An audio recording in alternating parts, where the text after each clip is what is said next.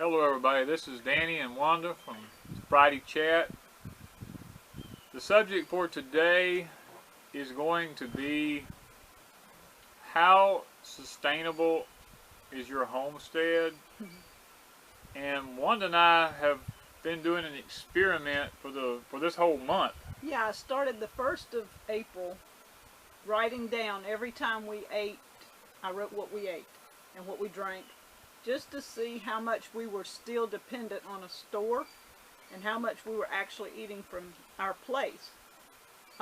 We cook, you know, everything from scratch and things like that, but still we have to buy things, and we were a little shocked the first week. We're kind of shocked. I mean, as reliant as we are on what we eat from our place, we still, with all we raise, we are still buying probably at least 30% of what we're using on our homestead. And what we're buying is stuff, they're not meals. It's stuff like, you can't eat just it alone. It's flour, sugar, salt, butter, because we don't have any way to make butter, baking powder, yeast. I know I can do the yeast thing, but you know, these are things that we buy. Sugar, I mean, oatmeal, things like that. We're just really shocked, because we was thinking in our mind that we were 90%. Yeah, we were 90% sustainable, and until you write it down what you eat every day, and you really don't grasp it. Yeah. I circled everything that comes from the place in red. Yeah. And so when you write it down all day long, just do it one day. Write down every time you put anything in your mouth. And then at the end of the day, go back and circle what came from your place. Actually came from your place. And again, the meat will be something that we have to buy. Unless we do chicken right now. Yeah. Or pork. That's the only two things we have. So our beef and our lamb, anything like that we have to buy. So I guess what the chat about today is just about really how sustainable are you. And we sit back and we watch a lot of channels, and we look at the channels that we watch, we look at the comments that people are making to us. So many people's making this comment, are y'all going to eat all that food? Well, it's yes really and no. not a lot. Yeah, what we planned on doing the last year, we raised almost as much as we have going now. We raised basically this much every year. Yeah, it's pretty close. And we ran out of potatoes back in what was it? November. Yeah, November. We ran out of sweet potatoes. We ran out. Well, we didn't really run out, but we didn't eat them as much as we would have liked. Yeah, we had to kind of ration them out. Yeah, we rationed. So we ran out of sweet potatoes, basically. We could have used corn, more. Sweet corn, we ran out way early because it didn't produce as much as we thought. Yeah. Cornmeal, we ran out of cornmeal. Yeah, we ran out of cornmeal back. I think I made it through November, December. It's like October, because... No, I used it at Thanksgiving. Okay. So around November, December, we ran out of cornmeal. But see, this is what we're talking about right here. This helps us tweak how much we need to raise to make it through an entire year. Now, this is just 1 year. This is not having enough to last for like 2 years in case you have a crop failure. Yes.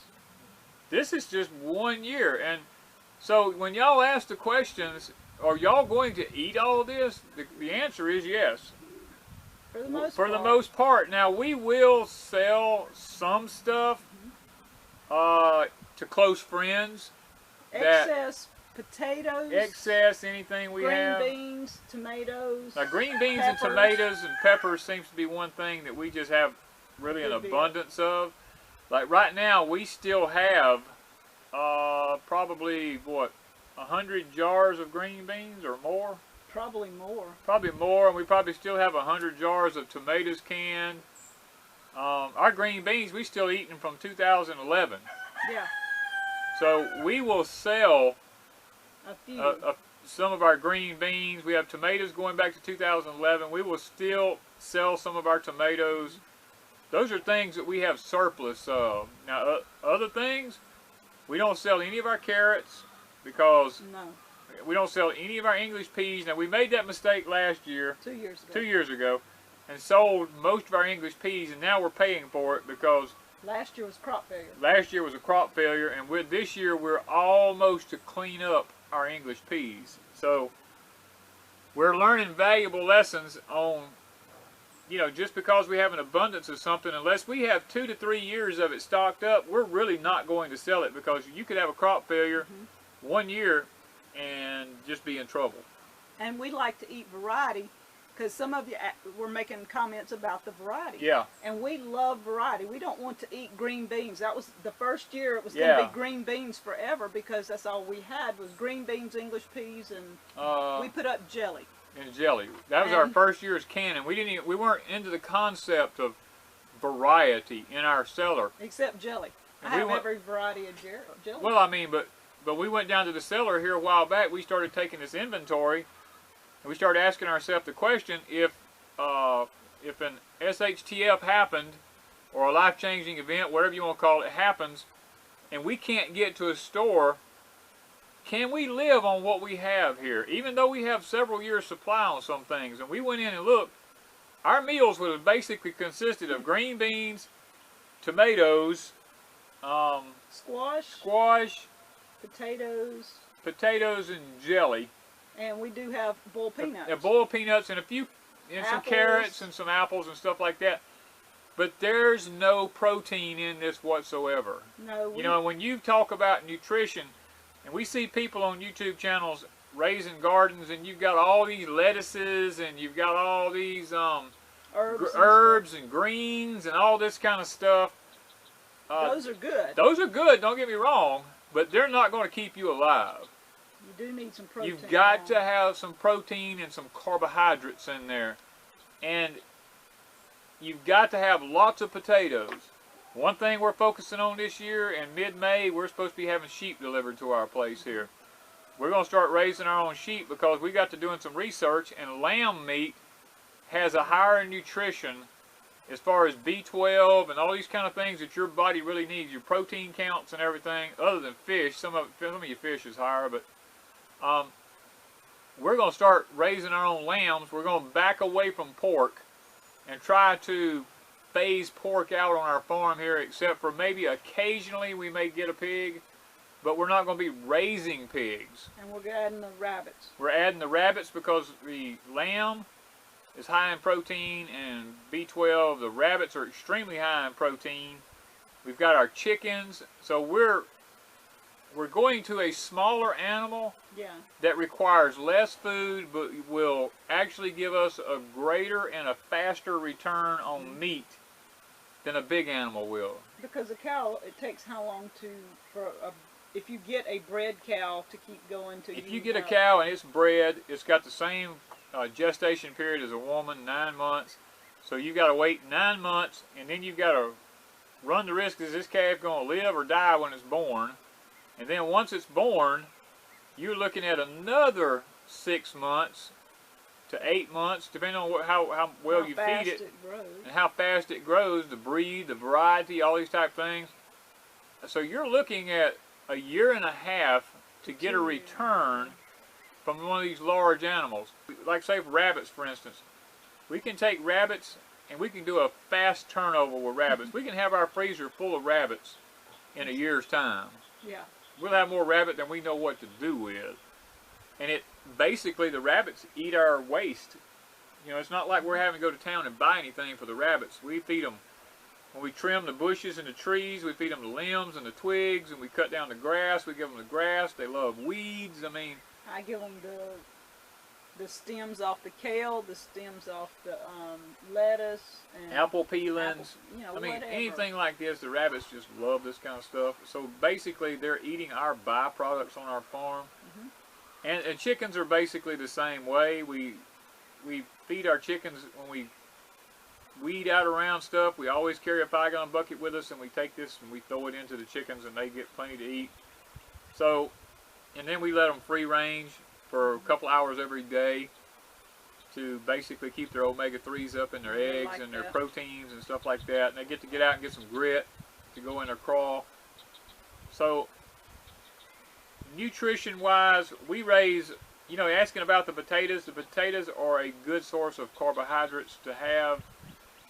They're a good starchy food. When you cook it, your starches turns into sugars for your system.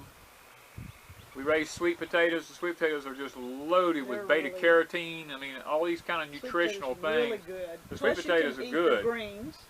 Yeah, you can actually eat the greens off of your sweet potatoes. The stems, whatever. I mean, they're really, really good. We raise our corn. Now, granted, corn is get this right, I think it's either 6 to 8% protein.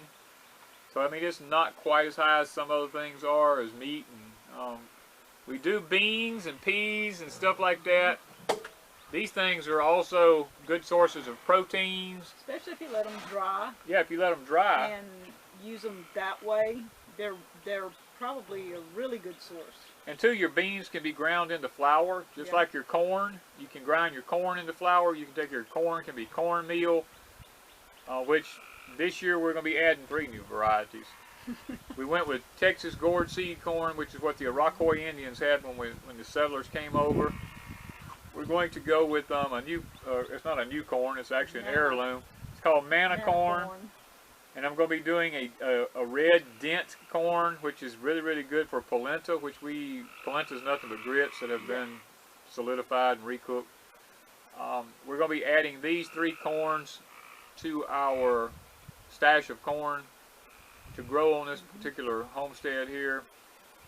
So I want everybody to think about a diversity when you go to talking about what you're raising.